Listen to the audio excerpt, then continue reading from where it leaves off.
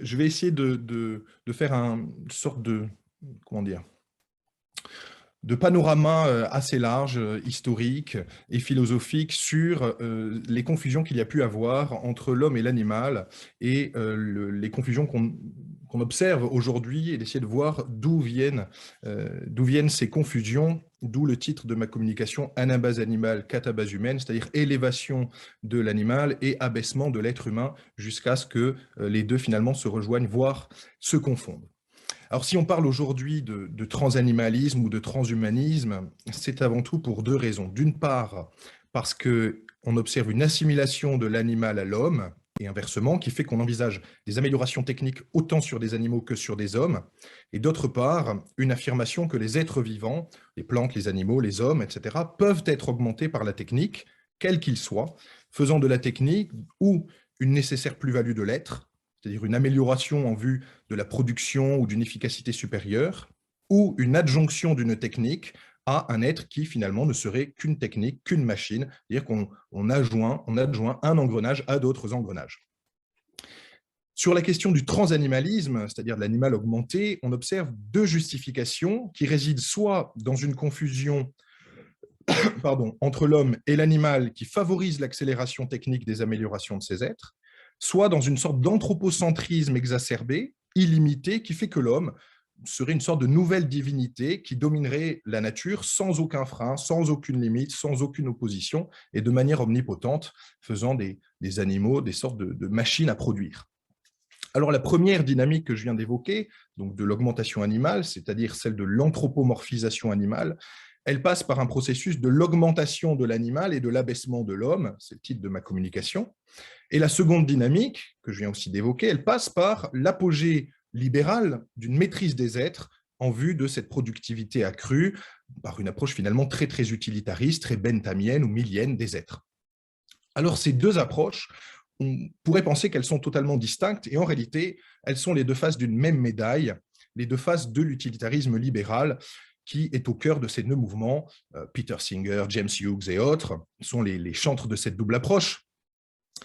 Et c'est ainsi qu'on accepte en même temps, c'est très hegelien ou très macronien, je ne sais pas, un utilitarisme de préférence, avec l'idée qu'un animal puisse être aussi ou plus important qu'un être humain, c'est l'égalité de considération qu'on trouve chez Peter Singer, donc utilitarisme de préférence d'un côté, et utilitarisme libéral de l'autre, qui implique qu'il faille rendre utile, et donc bénéfique, voire profitable, même de manière financière, toute vie, qu'elle soit animale ou humaine, notamment avec les technosciences, les biotechnologies, etc.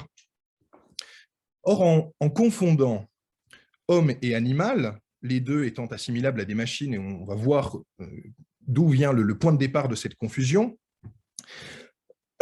eh bien, on permet l'augmentation de l'animal pour le faire tendre à une humanité dont il est, par essence, dépourvu. Et cette confusion entre animal et être humain va même parfois faire dire à certains philosophes contemporains qu'il faut donner une préférence au premier. Je vous cite Peter Singer dans les questions d'éthique pratique. Tuer un chimpanzé est pire que de tuer un être humain qui, du fait d'un handicap mental congénital, n'est pas et ne sera jamais une personne. Voilà. Donc on en arrive même par cette double confusion à parfois donner plus de valeur ou à valoriser en fait les êtres animaux et les êtres humains d'une différente manière. Donc la question est de savoir si l'augmentation de l'animal, que cela soit par la volonté utilitariste de certains courants animalistes ou antispécistes, ou par celle utilitariste des courants libéraux, donc transanimalisme et technologisation des êtres vivants, eh bien, savoir si cette approche n'est pas finalement indissociable d'un abaissement de l'homme et d'une volonté de confusion des espèces. Alors, pour remonter évidemment très très en arrière, environ 2400 ans avant nous, on observe dans la pensée socratique, et notamment dans la pensée aristotélicienne, qu'il y a une impossible augmentation de l'animal à l'humanité. Tout simplement parce que l'être humain est considéré, et je vous cite Aristote, et c'est un extrait du Politique, est considéré comme un être spécial parmi tous les animaux, parce que seul il conçoit le bien et le mal, le juste et l'injuste, et tous les sentiments de même ordre. Est-ce qu'il est possible de parler moins vite, s'il te plaît? Bien sûr, bien sûr. Je ralentis. Donc, parce que seul il perçoit ces éléments-là, et qu'en s'associant, ils constituent précisément la famille et l'État. On est là dans un ordre purement politique, mais Aristote nous dit bien que l'être humain est un zoon logon ekon, c'est-à-dire un animal doué du langage, voire un zoon politikon, on le sait tous, on voit ça en première année, un animal politique. Or, la distinction qu'Aristote fait entre l'homme et l'animal, elle réside dans la distinction de l'âme qu'il leur attribue. Le professeur Jolin parle, je le cite, de cette différence de l'homme ou de l'âme humaine qui possède une capacité rationnelle que le logos met en évidence. Voilà. L'âme humaine chez Aristote est une âme intellective. Alors quand je dis âme, il ne faut pas entendre, il faut pas le prendre dans l'acception contemporaine du terme, très spiritualiste ou très théologique, pas du tout l'âme dans un sens philosophique, c'est le principe d'un corps physique qui est organisé et qui a la vie en puissance. Voilà. Donc c'est ce qui permet la vie en puissance.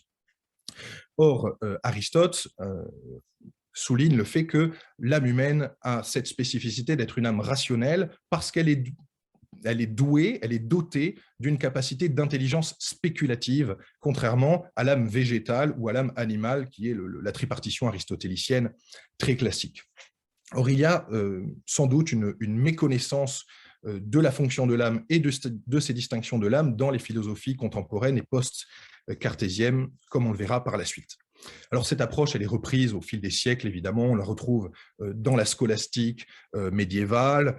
Je vous cite un petit extrait amusant de saint Thomas d'Aquin. Il écrit « Sicut etse ansinum excludit hominis rationem », c'est-à-dire le fait d'être un âne exclut la raison humaine. Ou évidemment aussi quand on est un être humain et quand on est un peu idiot, on dit que c'est un âne, on l'a parfois vécu ou dit à certains de nos étudiants malheureusement. Alors, avant la machinisation des corps que l'on va voir qui a été effectuée par Descartes, eh bien, il faut bien avoir conscience que, en gros, de la pensée grecque jusqu'au XVIIe siècle, personne ne remet en cause le fait que les animaux sont des êtres sensibles. Voilà. L'article 515-14 du Code civil, notre loi du 16 février 2015, qui fait de l'animal un être doué de sensibilité, c'est quelque chose qui n'est jamais remis en cause jusqu'au XVIIe siècle. On ne peut pas penser l'animal comme étant privé de sensibilité. Donc, notre nouvel article du Code civil, c'est une sorte de retour en arrière, qui n'est pas du tout négatif. Hein. En tant qu'historien, je ne peux pas dire que les retours en arrière sont négatifs, mais c'est quelque chose qui ne serait pas arrivé si Descartes, en fait, n'avait pas machinisé les corps.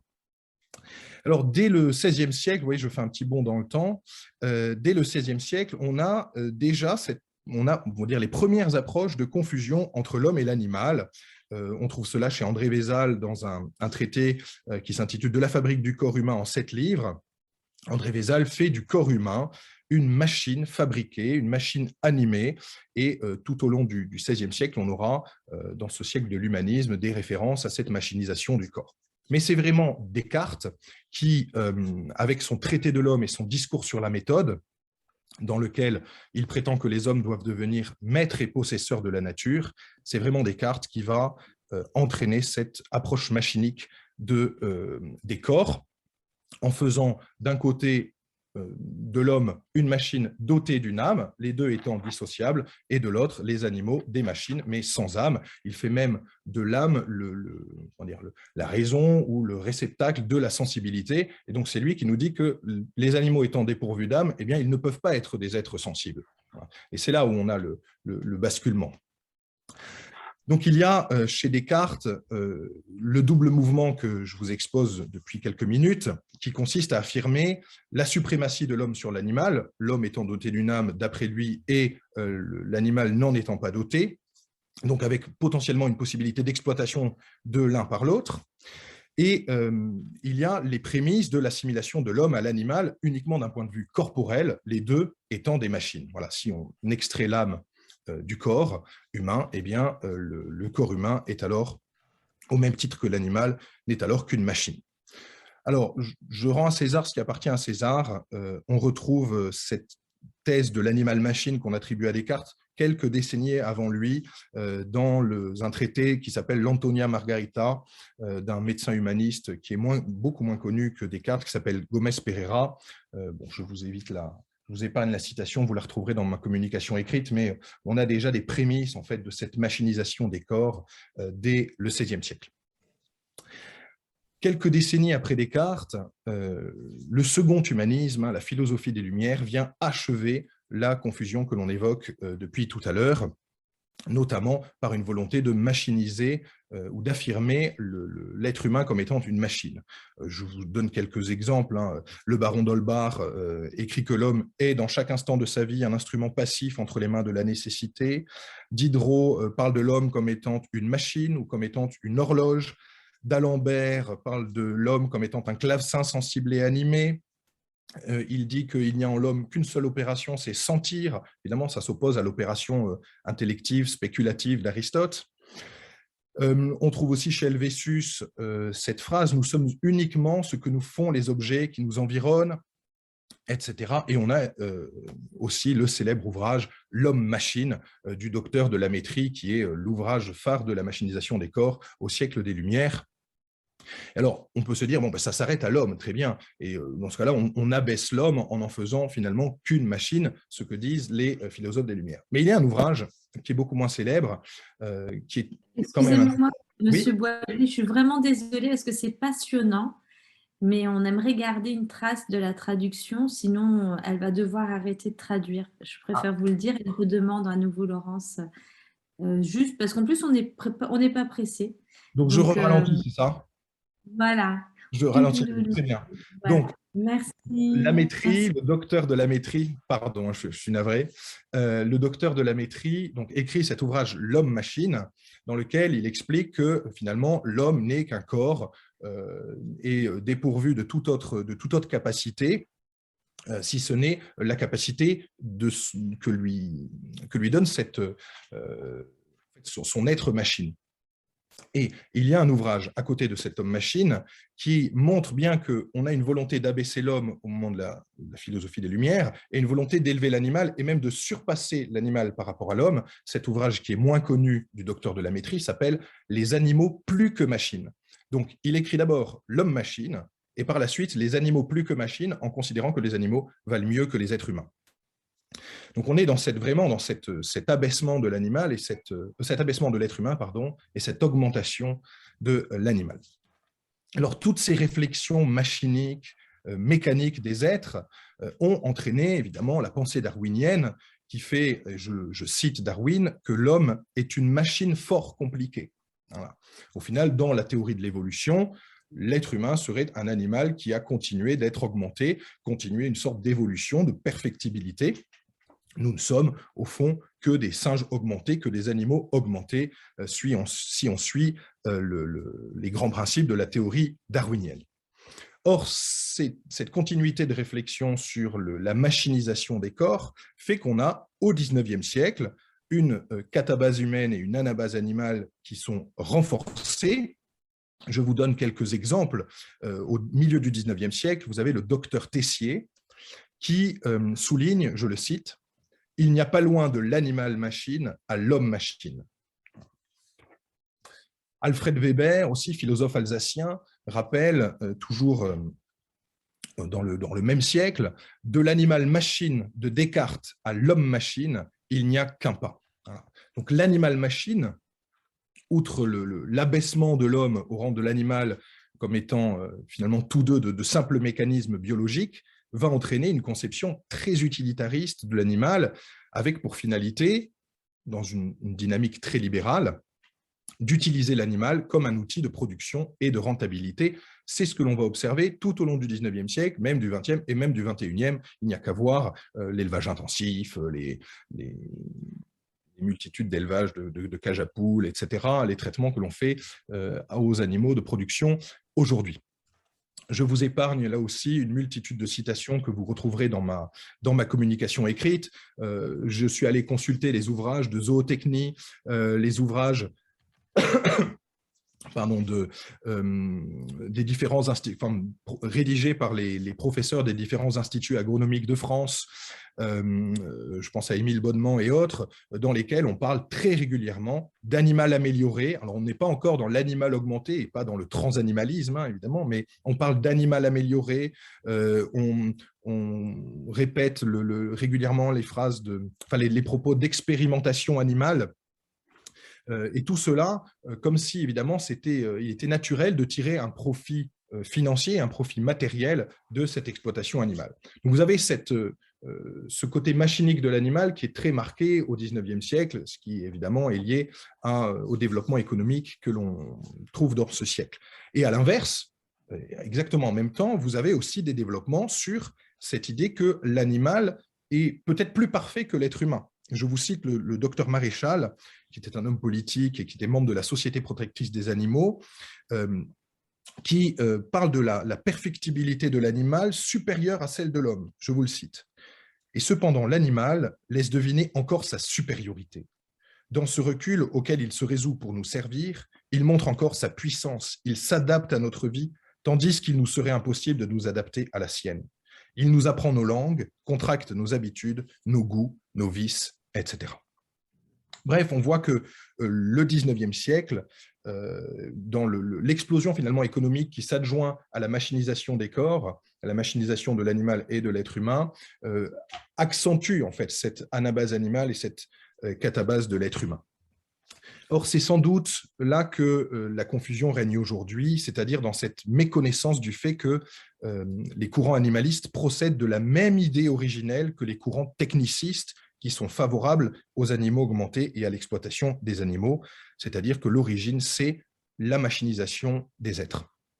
Il y a une similitude de fond qui, curieusement, divise aujourd'hui animalistes utilitaristes de préférence, d'un côté, et utilitaristes libéraux qui seraient soutiens de l'exploitation animale de l'autre, alors que les deux pensées tirent leur fondement de la même erreur philosophique, ce que souligne d'ailleurs Stanislas Desprez. Là aussi, je m'abstiens de la citation que vous retrouverez dans ma communication écrite.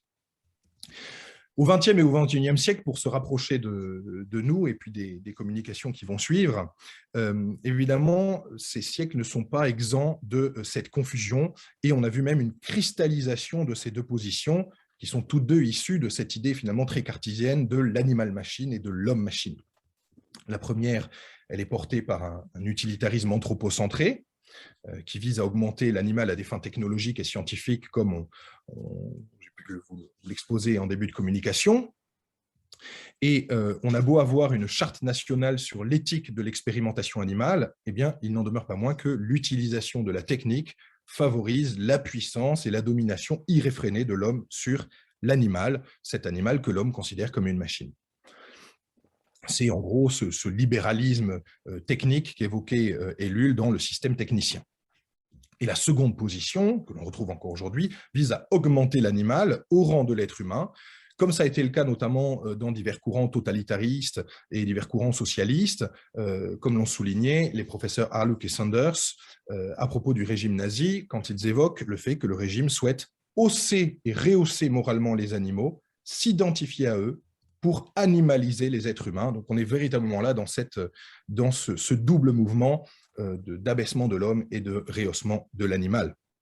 Il n'y a qu'à lire cet extrait des carnets de Joseph Goebbels, je vous le cite, « L'homme ne devrait pas se sentir supérieur aux animaux, il n'y a aucune raison à cela.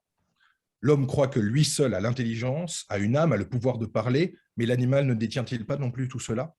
Ce n'est pas parce que notre manque d'acuité nous empêche de reconnaître ces qualités que nous devons y voir la preuve de leur inexistence. Manger de la viande est une perversion de notre nature humaine. Quand nous atteindrons un plus haut degré de civilisation, nous réussirons à coup sûr à la dépasser. » C'est assez violent, mais c'est bien la conséquence de ce processus de machinisation des êtres. Alors, l'animal-machine et l'homme-machine, pour conclure, favorise ce double processus animaliste d'un côté, libéral de l'autre, et il n'est dès lors pas si étonnant de voir que certains commencent à dénoncer certains mouvements animalistes qui feraient le jeu des industriels dans l'anthropomorphisation animale, et inversement, quand l'idée est de penser l'animal augmenté, cette fois-ci d'un point de vue technique, donc certains commencent à souligner ces doubles faces, en fait, finalement, de la même médaille. L'anabase de l'animal et la catabase de l'homme, pour conclure, procèdent finalement d'une assimilation non questionnée de la philosophie cartésienne, c'est-à-dire d'une assimilation non questionnée de ce qu'est l'être, de la cause de l'être. Est-il une machine ou n'est-il pas une machine? Est-il plus que cela? que l'on parle de l'animal ou que l'on parle de l'être humain. Alors la solution serait alors de reprendre éventuellement les catégories aristotéliciennes afin de donner à l'animal sa juste place, une place qui n'implique ni exploitation, évidemment, ni humanisation, ni augmentation technique, mais, comme le rappelait Pascalide, une véritable altérité avec l'être humain. Je vous remercie.